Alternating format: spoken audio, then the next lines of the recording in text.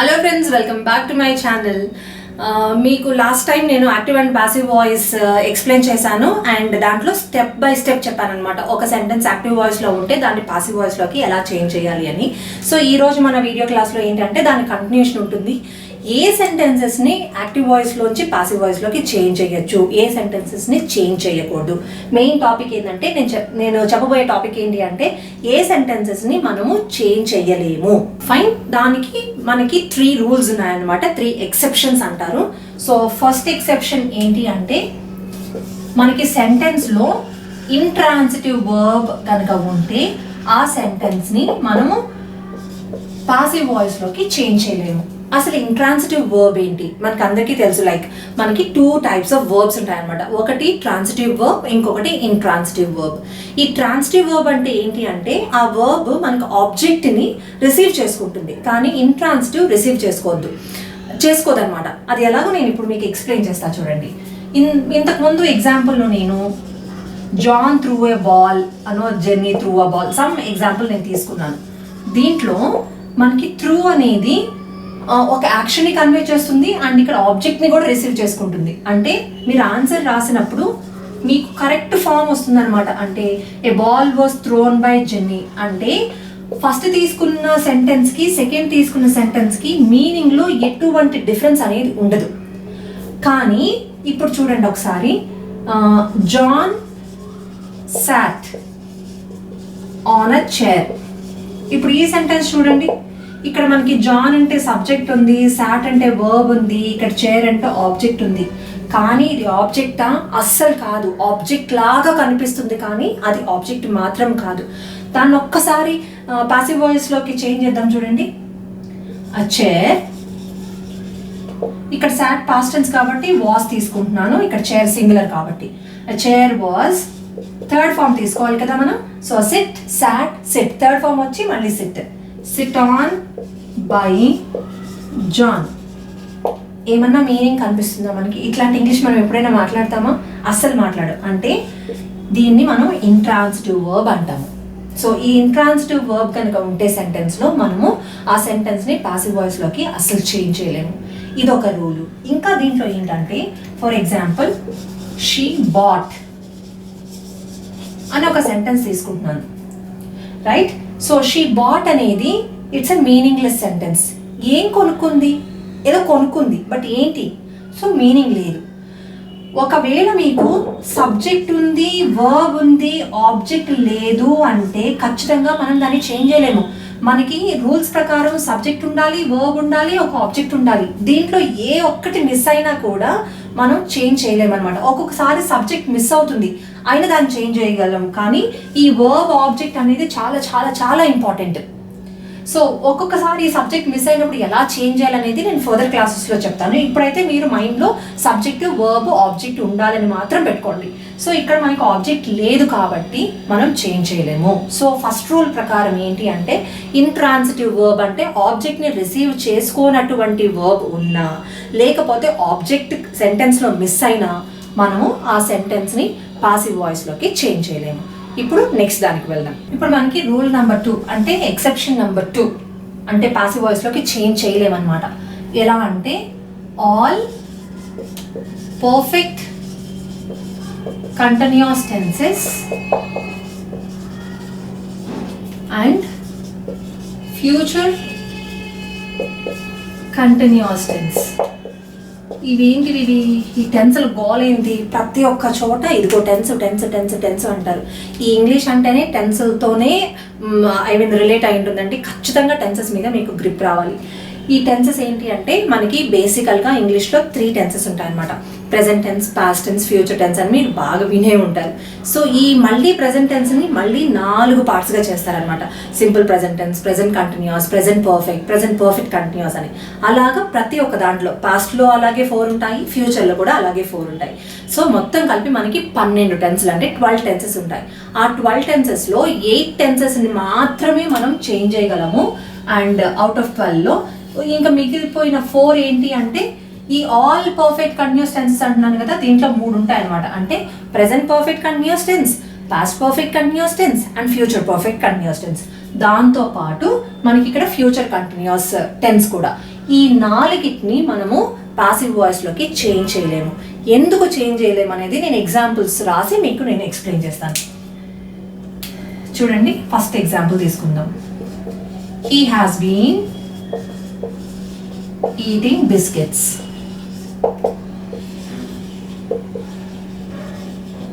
ఇది ఏ టెన్స్ లో ఉంది? ప్రెసెంట్ పర్ఫెక్ట్ కంటిన్యూస్ టెన్స్ లో ఉంది. ఇదిగోండి, పర్ఫెక్ట్ ఉంటుంది అండ్ కంటిన్యూస్ అంటే ఇంగ్ ఫామ్ కూడా ఉంటుంది అనమాట. ఇంకొక ఎగ్జాంపుల్ తీసుకుంటాను. She had been teaching them.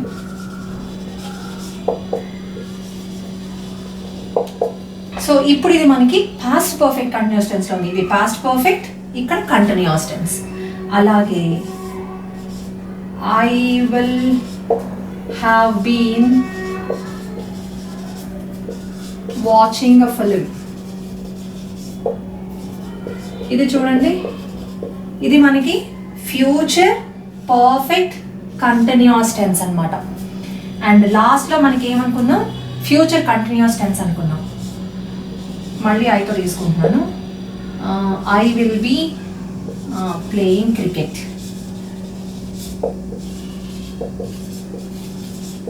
ఇది ఫ్యూచర్ కంటిన్యూస్ టెన్స్ అనమాట. సో వీటిని మనము పాసివ్ వాయిస్లోకి చేంజ్ చేయడానికి ట్రై చేస్తాము కానీ అది కరెక్ట్ సెంటెన్స్ కాదు. చూడండి, మీరే చూస్తారు. ఒక సెంటెన్స్ ఫామ్ అయిన తర్వాత అలాంటి లాంగ్వేజ్ ఎక్కడైనా మాట్లాడతామేమో చూడండి. సో మనకి రూల్ ప్రకారం ఫస్ట్ బిస్కెట్స్తో స్టార్ట్ అవుతుంది, దట్ ఈస్ ఆబ్జెక్ట్. ఇప్పుడు ఇక్కడ బిస్కెట్స్ కాబట్టి ప్లూరల్ కాబట్టి నేను హ్యావ్ తీసుకుంటున్నాను. Have been. ఇక్కడ ఇంగ్ ఉంది కాబట్టి బీయింగ్ పెట్టుకుంటున్నాను. ఇక్కడ ఈట్కి థర్డ్ ఫార్మ్ ఈట్ అని తీసుకుంటున్నాను. బై. ఇక్కడ హీ ఉంది కాబట్టి దాన్ని హిమ్గా మార్చుకుంటున్నాను. ఒకసారి ఈ సెంటెన్స్ చదివి చూడండి. Biscuits have been being eaten by him. ఎవరైనా ఇలాగ మాట్లాడడం వినుంటారా? ఒకవేళ మాట్లాడుంటే అంతకంటే దరిద్రం ఇంకోటి ఉండదు.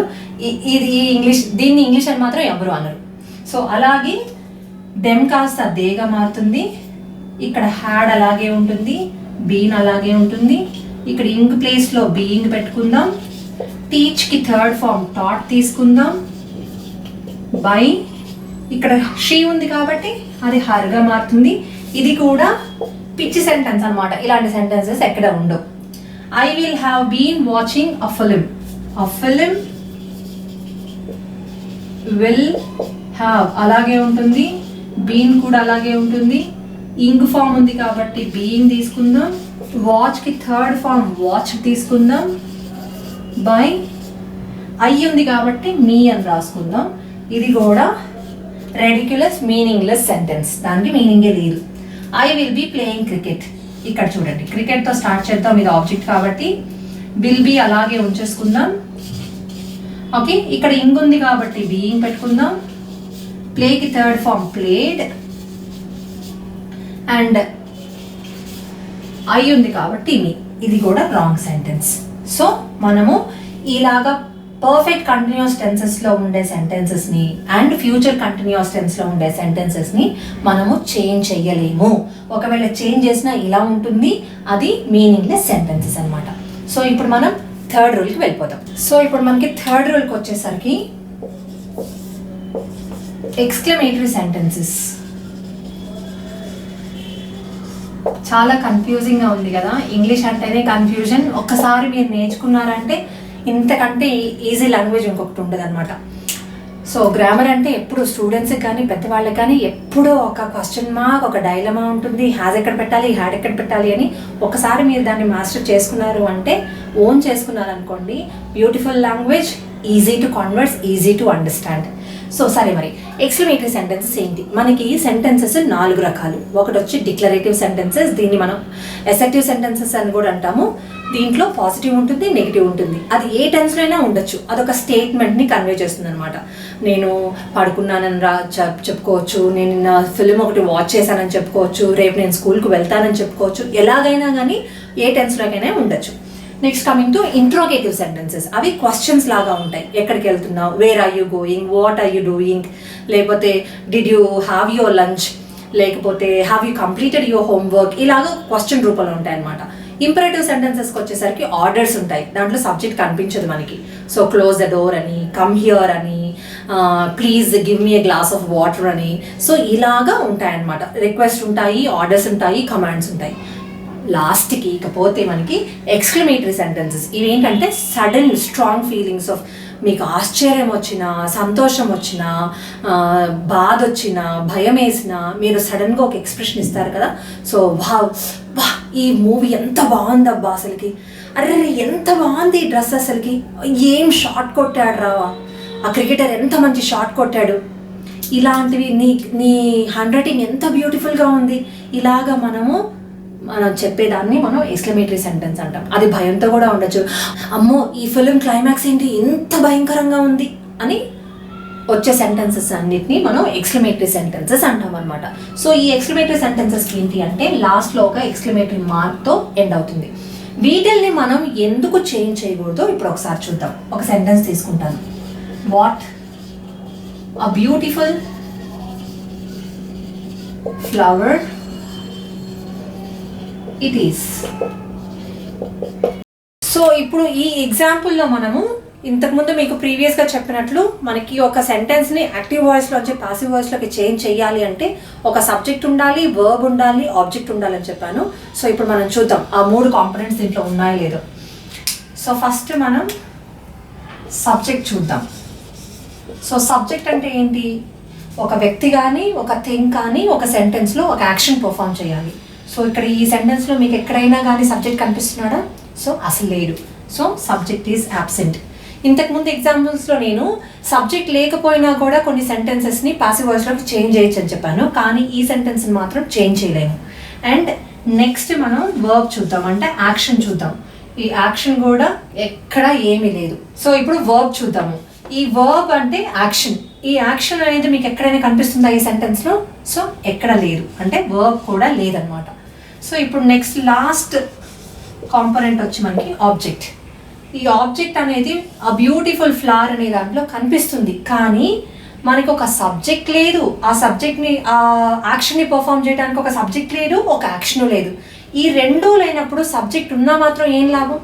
సో మనకి ఆబ్జెక్ట్ ఉన్నా కూడా ఈ రెండు యాబ్సెంట్లో ఉంది కాబట్టి మనం ఇలాంటి సెంటెన్సెస్ని మనము పాసివ్ వాయిస్లోకి అసలు చేంజ్ చేయలేము. అంటే ఫైనల్గా మనం కంక్లూడ్ చేయొచ్చు, లైక్ ఎక్స్క్లమేటరీ సెంటెన్సెస్ని మాత్రం పాసివ్ వాయిస్లోకి చేంజ్ చేయలేము. కానీ కొన్ని యూట్యూబ్ ఛానల్స్లో ఇలాంటి ఎక్స్క్లమేటరీ సెంటెన్సెస్ని పాసివ్ వాయిస్లోకి ఎలా కన్వర్ట్ చేయాలి అని చెప్పేసి వీడియోస్ చేసేస్తున్నారు. బట్ 100% మనం ఎక్స్క్లమేటరీ సెంటెన్సెస్ని అస్సలు పాసివ్ వాయిస్లోకి చేంజ్ చేయలేము. ఎందుకంటే మనకి సబ్జెక్ట్ కావాలి, వర్బ్ కావాలి. ఆ రెండూ లేనప్పుడు ఎలా చేస్తామండి? సో వాళ్ళు ఎలా చెప్పేస్తున్నారంటే it is exclaim that it is a beautiful flower అని చెప్పేస్తున్నారు. ఆ రూల్ మనకి డైరెక్ట్ ఇండైరెక్ట్ స్పీచ్లో కనిపిస్తుంది, కానీ యాక్టివ్ అండ్ పాసివ్ వాయిస్లో అస్సలు కనిపించద్దు, అస్సలు దాన్ని తీసుకోవద్దు మీరు. సో ఫైనల్గా మనం ఈరోజు క్లాస్లో నేర్చుకుంది ఏంటి అంటే మనం 3 టైప్స్ ఆఫ్ ఎక్సెప్షన్స్ని నేర్చుకున్నాము. ఫస్ట్ వచ్చి మనకి ఇంట్రాన్సిటివ్ వర్బ్ ఉండే సెంటెన్సెస్ని మనం పాసివ్ వాయిస్లోకి చేంజ్ చేయలేము. అండ్ సెకండ్, మనకి అవుట్ ఆఫ్ 12 టెన్సెస్లో 8ని మాత్రమే చేంజ్ చేయగలము. అండ్ 4 అంటే ఆల్ పర్ఫెక్ట్ కంటిన్యూస్ టెన్సెస్ని అండ్ ఫ్యూచర్ కంటిన్యూస్ టెన్సెస్ని మాత్రం పాసివ్ వాయిస్లోకి చేంజ్ చేయలేము. అండ్ లాస్ట్ వన్ వచ్చి ఎక్స్క్లమేటరీ సెంటెన్సెస్ అనమాట. దీన్ని కూడా మనం పాసివ్ వాయిస్లోకి చేంజ్ చేయలేము. సో ఇంతటితో అయిపోలేదు. పార్ట్ 1 పోస్ట్ చేశాను అండ్ ఇది పార్ట్ 2. ఇలాగ మీరు ఫాలో అవుతూ రండి. అన్ని పార్ట్స్ని ఫాలో అయితే మీకు యాక్టివ్ అండ్ పాసివ్ వాయిస్ అనేది క్లియర్ అండర్స్టాండింగ్ వచ్చేస్తుంది. సో ఇప్పటి వరకు అయితే ఇదేనండి వీడియో. అండ్ దీని కంటిన్యూషన్ నేను నెక్స్ట్ పార్ట్లో చెప్తాను. సో ఈ వీడియో కనుక మీకు నచ్చినట్లయితే please like, share and subscribe. And comment చేయడం మాత్రం మర్చిపోవద్దు. అండ్ మీకు ఏ డౌట్స్ ఉన్నా కూడా కింద కామెంట్ సెక్షన్లో మెన్షన్ చేయండి, దానికి నేను రిప్లై ఇవ్వడానికి నేను ట్రై చేస్తాను. అండ్ మళ్ళీ ఇంకొక వీడియోతో మళ్ళీ మీ ముందుకు వస్తాను. అప్పటి వరకు టేక్ కేర్, బాయ్ బాయ్.